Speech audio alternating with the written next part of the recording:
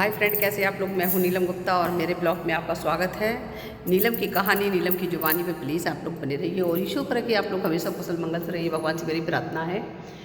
तो दोस्तों आज मतलब कल हमने एक वीडियो डाला था, हालांकि मेरे पास समय नहीं था, लेकिन फिर भी कहते हैं ना कि एक जो दिल का रिश्ता जुड़ जाता है आप लोगों के सामने, तो उससे मजबूर हो जाते हैं। चाहे मेरी तबीयत ख़राब हो, चाहे मुझे कुछ और। आजकल देख रहे हैं कि मुझे ना कुछ कुछ लक्षण पीलिया जैसे दिख रहे हैं। और मेरे जो फ्रेंड है वो भी कह रही है कि आपका चेहरा बहुत पीला सा लग रहा है दीदी, भाभी दिखा लीजिए। तो हमने कि चलिए ठीक है, दिखाएंगे।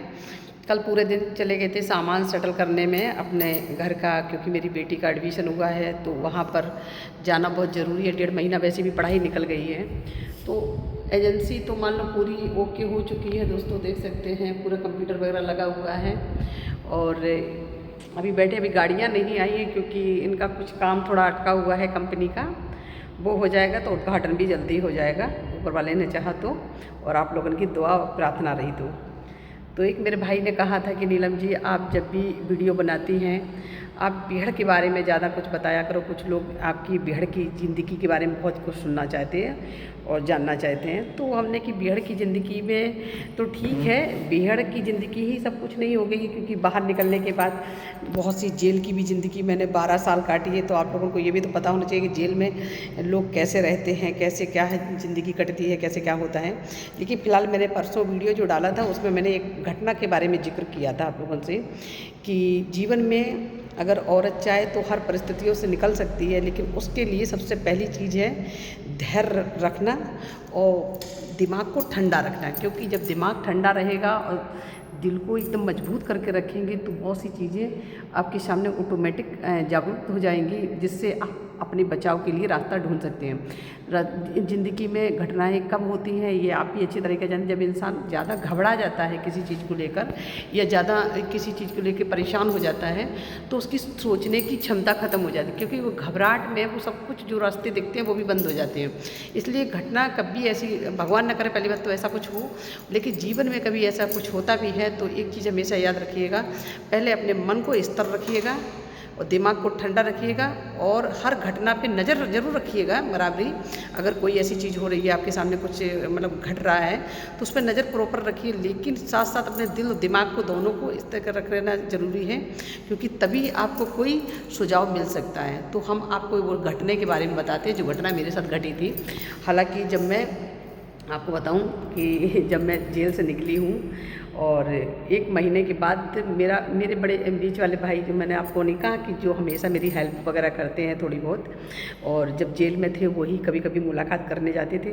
भाई वो बहुत, उनके पास बहुत पैसा नहीं है क्योंकि वो हार्ट के मरीज़ हैं, उनके भी आगे एक बेटा है, पत्नी है, तो उनसे जितना बनता है वो मेरे लिए कर देते थे। लेकिन अब तो फ़िलहाल ऊपर वाले ने मेरे जैसे खुद सक्षम बना दिया है, मुझे किसी की ज़रूरत नहीं है आप लोगों की दुआ से। और तो वो और उनकी वाइफ रहती, तब मेरी शादी नहीं हुई थी, उस समय मैंने शादी नहीं की थी, तब मैं लखनऊ में मतलब रहती थी। तो लखनऊ से मैं श्याम के घर गई थी उनकी बहन की सिस्टर की शादी में सम्मिलित होने के लिए। तो आगरा से धौलपुर के लिए गए, तो धौलपुर में उनकी फैमिली ने मुझे मतलब रिसीव किया, और मतलब शादी आदि में निपटाने के बाद मैं निकली तो मुझे थोड़ा शाम हो गई। तो आगरा में मुझे लग रहा है 9 बज रहा था उस समय। तो अच्छा, मेरे भैया रहते थे भिवाड़ी, उस समय भिवाड़ी रहते थे। तो मैंने कहा मतलब श्याम के भाई से कि ऐसा है, मुझे वहाँ तक छोड़ दीजिए, क्योंकि मुझे इतना यहाँ से पता नहीं है कि यहाँ से कौन सी गाड़ी जाएगी। तो उसने मुझे बस अड्डे से छोड़ दिया। तो हम कुछ बात को लेकर सोच रही थी, और मेरे पास 2 बैग थे। तो मैं कही चलो ठीक है। तो हमने अपने भाई को फ़ोन किया, हमने भैया, और मैं अच्छा निकल चुकी हूँ आगरा से, तो आगरा से मुझे भिवाड़ी के लिए कहाँ जगह मिलेगी। तो मेरे भाई ने मुझे बताया कि ऐसा है कि पहले पलवल के लिए आइएगा, पलवल से आपको भिवाड़ी के लिए मिल जाएगा, सोना वोना होते हुए जाती हैं गाड़ियाँ कुछ। तो मैंने कहा अच्छा ठीक है। तो मैं जब वहाँ से निकली तो मुझे मतलब जहाँ क्या बोलते हैं पलवल के लिए जहाँ गाड़ी मिलना था, तो वहाँ से 1 किलोमीटर दूर वो बस अड्डा पड़ता था। तो थोड़ा आउट वगैरह था। तो 2 पुरुष मेरे पीछे लग गए बसई से। तो मुझसे कहने लगा कि अरे मैडम, आप इधर की नहीं लग रही हैं, आप कहाँ मतलब अकेली इतनी रात में जाएंगी और वहाँ पर कोई मतलब नहीं मिलेगा सवारी, तो एक काम करिए आप मेरे फार्म हाउस पर रुक जाइए। मैंने कहा अच्छा। मैं भी भोली बन के एकदम पूछने लगी, हमने सच में हमने आपके यहाँ जगह है रुकने की, आपकी फैमिली रहती है? बोले कि मेरी फैमिली नहीं रहती, मेरे सब दोस्त वगैरह फार्म हाउस पर रुकते हैं। हमने कि साले कमीने कुत्तों, तुम्हारे जैसे 3 से 65 बौजे मुझे मिलते हैं रोज़ है ना। और हमने कि हम ही से सीख रहे हो। हमने कि चलिए कोई बात नहीं, हमने कि बिल्कुल। तो क्योंकि उस समय मेरी परिस्थितियाँ लड़ने लायक नहीं थी। अब मैं एक तो बैग टांगे अटैची ली हूँ और 1 किलोमीटर और कोई रिक्शा भी नहीं मिल रहा है, तो मैंने कि कोई बात नहीं बेटा, इन्हीं लोगों से हम लदवा भी लेते हैं सामान। मैंने कहा अच्छा ठीक है, हम आपके साथ चलने के लिए तैयार हैं, लेकिन क्या करें, अगर मतलब बस अड्डा तक जाएंगे तो होता क्या है ना कि बस अड्डा तक जाएंगे तो हम अपने भाई को वहाँ की फ़ोटो खींच के भेज देंगे, ताकि कहेंगे कि बस अड्डा पे गए थे, वहाँ बस नहीं मिली है भैया मेरे, इसलिए हम अपने दोस्त के यहाँ रुक गए। अब वो कहने लगा अच्छा आप ऐसे करके रुकेंगी? हमने कि हाँ एकदम, बाय नॉट, हमने बिल्कुल रुकेंगे। तो कहने लगा कि आप मतलब कहीं जॉब वॉब करती हो? हमने नहीं, हम जॉब वॉब कहाँ करा था, हमने कि हम तो घरेलू औरत हैं।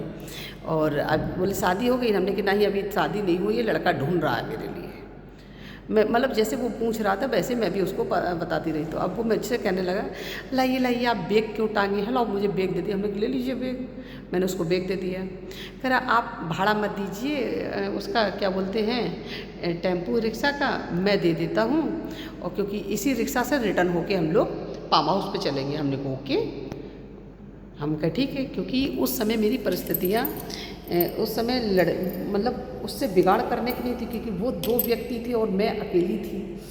फिर मैंने कहा, और मेरे पास कुछ था भी नहीं अपनी सेफ्टी के लिए, तो मैंने कहा कि ठीक है इसी रिक्शा से कह देना कि बुक कर लेंगे और इसी से हम लोग वापस आ जाएंगे।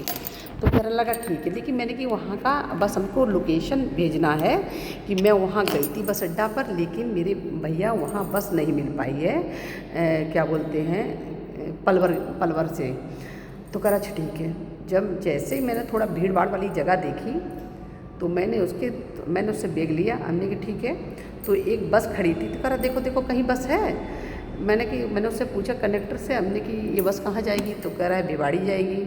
मैंने कहा अच्छा ठीक है, लेकिन हालांकि वो बस बहुत भरी हुई थी, बहुत ज़्यादा मतलब वो थी, लेकिन मैंने कि कोई बात नहीं है, मतलब अनजान जगह से बचने के लिए इस जगह से निकलना बहुत ज़रूरी है, क्योंकि सेफ्टी के लिए अभी मेरे पास कुछ है भी नहीं और मैं अकेली, और ये लोग इतने लोग हैं, मैं कुछ कर भी नहीं सकती हूँ।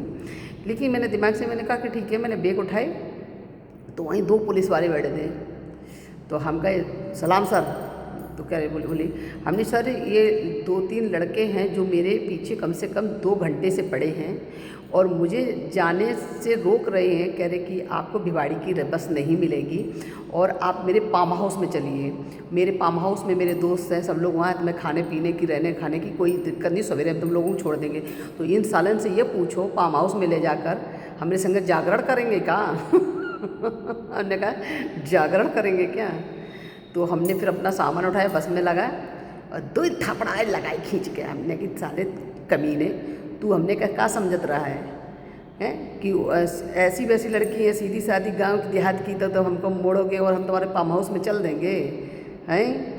हमने बेटा हमसे नीलम गुप्ता कहते हैं, हमने इतने लड़कों को चुनवा लगाई दिया है, निर्भय सिंह गुज्जर जैसे उनको चूना लगाई दिए हम हैं। उनकी आंख में धूल झोंक के हम वहाँ गैंग से बगावत करके अकेले दम पे निकल के भाग लिए और हम जेल इतने साल काट लिए। तो तुम साले सोचो कि हम शहर में कुछ जानते ही नहीं हैं। हमने के साहब आज मैं थी, कल हो ना सकता कि कोई बहन बेटी दरिंदे के जंगल में फंस जाए। मैंने फिर उसके खिलाफ एक्शन लिया, तुरंत उन लोगों को उन्हीं पुलिस वालों को हवाले किया। और जब मैं बस में बैठी तो कह रहा तुम थी कौन? हमने साले तुमको अकल गिरी तब अकल किसी को मिली है। हमने कि हमसे अकल गिरी तब तुम साले को मिली है। हमने तुम जिसका शिकार करने सोच रहे थे, तुम जैसे शिकारियों को हम बहुत अच्छी तरह हलाल करना जानते हैं, लेकिन बस ये है कि जिस समय अगर ऐसी चीज़ें आपके सामने फेस हो रही, उस समय आप एकदम सावधानी से अपने समय का इंतज़ार कीजिए। इससे एक ही सीख मिलती है, समझदारी सबसे बड़ी चीज़ होती है। और जो चीज़ जैसे दिखती है वैसे चीज़ें होती भी नहीं हैं। हम जिस पे भरोसा अनदेखा कर लें, आज के युग में भरोसा करना भी बहुत गलत चीज़ें हैं। तो यही सब चीज़ें बता रहे कि जब हम जैसी लड़कियों के संगे ऐसी ऐसी घटनाएं घट चुकी हैं, तो आम जो लड़कियां जो घरेलू हैं और जो इन चीज़ों से कभी फेस ना किया हो, तो उन लोगों के साथ ये हादसा होने में तनक भी देर नहीं लगती है। तो हमने ऐसे तो उन लोगों को सबक सिखाया और गिरफ्तार करवाया। हमने कि बेटा, जब मैं गाड़ी पे बैठ गई थी तो कह रहा मुझसे कि धोखा खा गए हम। हमने कि बोली कि तुमसे गिरी, हमसे गिरी तब तुमको समझ अकल मिली। हमने कि वैसे हमने कि भैया थैंक यू। एक चीज़ और बता रहे, हमने कितना भारी बैग भी था, हम पे अकेले उठता भी नहीं, इसी बहाने तुम बैग तो उठा लाए। साले हमने कि दरिंदे करीने गालियाँ दी। पर पुलिस वाले जो थे उन्होंने मुझे पानी की एक बोतल दी और कहा कि मैडम आपको कहाँ जाना है? तो मैंने कहा मुझे भिवाड़ी जाना है सर। और ऐसे ऐसे फिर उन्होंने मतलब पुलिस वालों ने तुरंत वो ड्राइवर जो था कि मैडम को सुरक्षित भिवाड़ी तक छोड़ दीजिए, और कोई दिक्कत हो तो उसने नंबर दिया था, कोई दिक्कत हो तो इस पर कॉल करिए। कि मैंने नो सर, हमने कि ऐसी कोई दिक्कत नहीं, नो प्रॉब्लम है। और हमने कि ऐसी वैसी चीज़ों से मैं निपटना मुझे बहुत अच्छी तरीक़ा से आता है। और thank you so much sir, हमने कि कम से कम मेरी बात को सुना और इन लोगों को हिरासत में लिया। और कम से कम इनके 2 जूते मेरी तरफ से ज़रूर लगाना कि कल को किसी और बहन बेटी को गुमराह ना कर सकें ये लोग। और इनके घर का ज़रूर पता लगाइएगा कि आखिर जी किस घर के लोग हैं जिसके कारण ये घटना होने से उनके घर वालों को पता चले कि इनके लाडले जो शहर में रहते वो करते क्या क्या हैं। इन्हें पता होना चाहिए, उनके परिवार को भी। तो फिर मैं वहाँ से निकली, फिर भिवाड़ी पहुँची अपने भाई के यहाँ।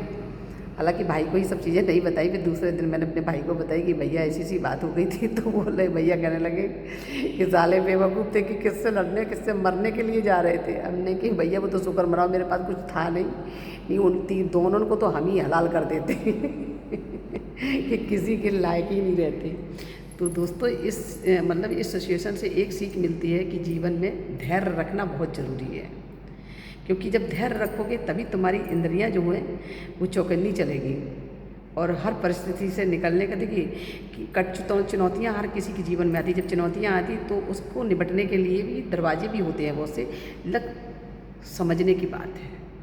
तो थैंक यू सो मच, बहुत अच्छा लगा। और आज हो सकता है वीडियो ना बना पाएँ किसी कारणवश, तब तक के लिए टाटा बाय बाय। और यही वीडियो मैं डालूँगी। Bye bye.